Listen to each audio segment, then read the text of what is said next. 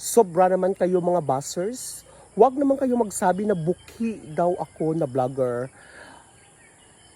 Paano ako nagiging buki? Ay taga-bukid ako? Of course, paulit-ulit ko talaga kung bakit vlogger ako sa bukid. Alam mo naman mga ka-idols na nandito po sa bukid ang bahay ko, ang lupa namin. So that is why dito po ako nag-stay sa bukid. Alangan man nga sa city ako, maano ako dito, mapagutom. Ano ba kayo mga buzzers? Sumusobra na kayo ha. Huwag kayong magko-comment dyan sa akin sa comment section na buki ako at manol na vlogger.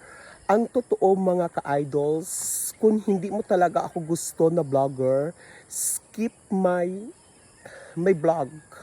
No, kung makita mo dyan sa wall mo ang vlog ko, skip mo lang yan, no? Hindi na mag-comment ka na buki ako, manol ako. Paano ako nagiging buki at manol ay taga-bukid talaga ako?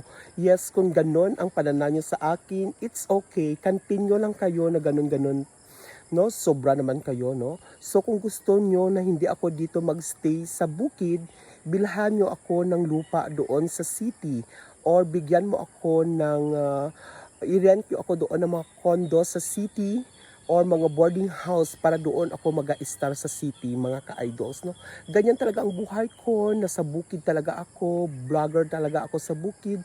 So wag ganon, ha? Bukid, no? Huwag kayong magsabi na buki ako o manol ako na vlogger. Okay? Klaro?